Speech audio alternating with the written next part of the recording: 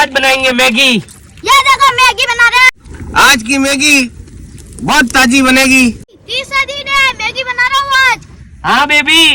तू ना लोगी कर 2 मिनट शांति था कि राम खा गए। बेबी आपने बोला था ना मैगी बनानी नहीं आती है।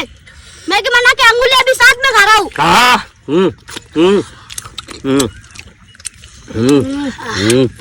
ये देखो पूरी बगल ही साफ कर दिया।